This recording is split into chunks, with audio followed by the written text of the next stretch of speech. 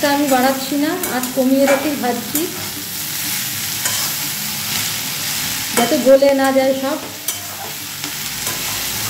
একটু কাঁচা গন্ধটা যাবে শাকের, তারপরেই আমি জল ঢালব।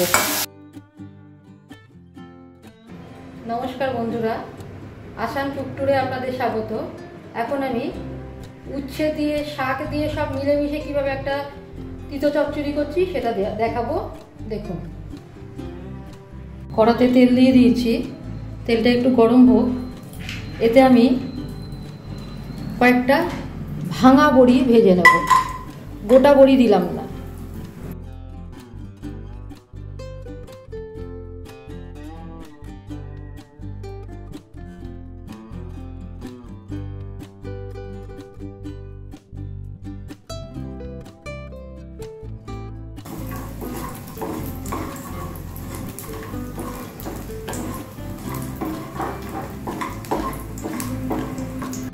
বড়ি আমার ভাজা হয়ে গেছে, এবার গ্যাস বন্ধ করে আমি এটা নামিয়ে দিচ্ছি।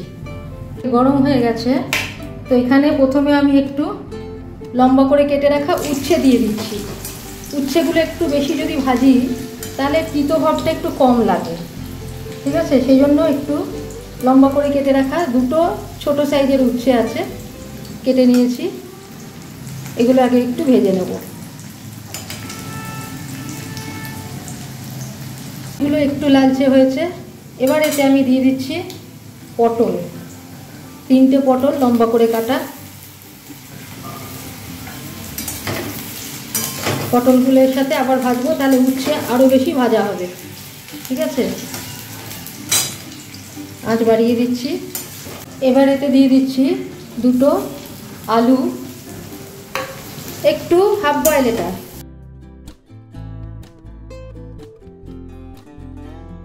এবার আমি এই শাক, নোটে শাক, এগুলো একটু বড় করে কেটেছি, যেহেতু চচ্চড়ি বড় করে কেটেছি। এটা যদি শুধু ভাজা হতো তাহলে খুবই মিহি করে কাটতাম, এবং তার জন্য একটু কিন্তু ডাঁটাও রয়েছে, মাথার দিকে ডাঁটা সহ নিয়ে নিয়েছি। এবার এগুলো ভাজবো, ভাজছি। শাকগুলো দিয়ে দিলাম।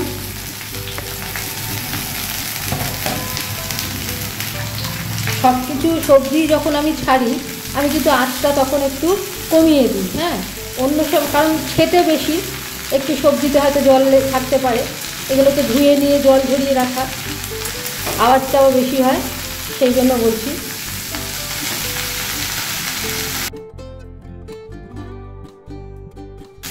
দিয়ে দিচ্ছি একটু হলুদ,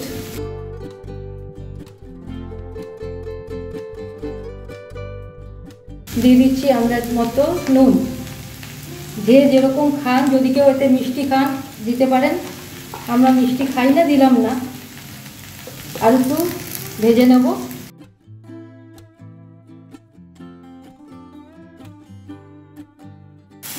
আঁচটা আমি বাড়াচ্ছি না, আঁচ কমিয়ে রেখেই ভাজছি,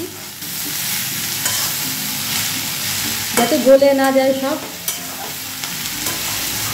একটু কাঁচা গন্ধটা যাবে শাকের, তারপরেই আমি জল ঢালবো।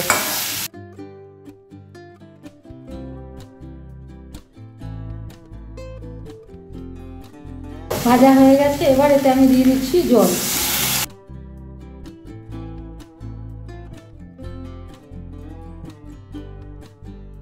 পর ফিরে এলাম 5 মিনিট পরে। এবার আমি এতে দিয়ে দিচ্ছি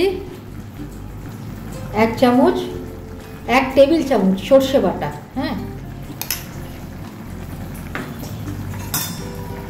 এবার এটা ঘেটে নেবো, মিশিয়ে নেবো এর সাথে। সর্ষে বাটা সাধারণভাবে আমি কিন্তু কখনো ভাজি না, তাহলে তিতো লাগার সম্ভাবনা আছে। এতে আমি একটু কাঁচা লঙ্কা দিয়ে জাস্ট বেটেছি আর কি, কাঁচা লঙ্কা দিয়ে বাটা। মিশিয়ে নিচ্ছি ভালো করে।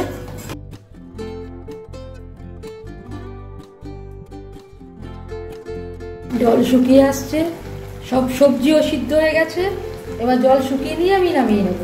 নামানোর আগে একটু কিছু করব, তো সেটা আমি দেখাবো। মাঝে মাঝে ঘেটে দিতে হবে, সবজিগুলো সিদ্ধ হয়েছে কিনা সেটা দেখতে হবে।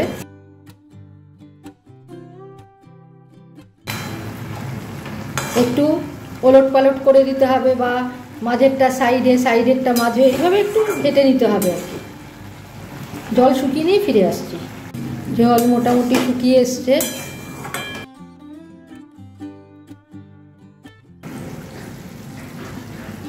এবার এতে দিয়ে দিচ্ছি একটু কাঁচা তেল, চারিদিকে ছড়িয়ে দিলাম।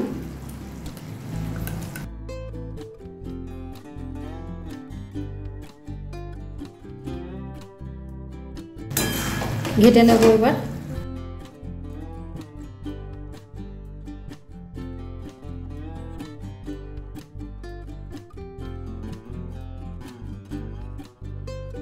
জলটা শুকিয়ে যাচ্ছে, একদমই চচ্চড় আওয়াজ হচ্ছে।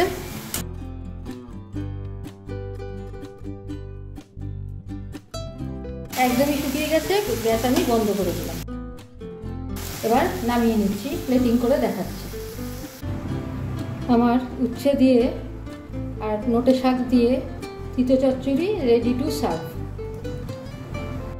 উপরে বড়িগুলো ছড়িয়ে দিয়েছি, বড়ি না দিয়ে একরকম দেখালাম।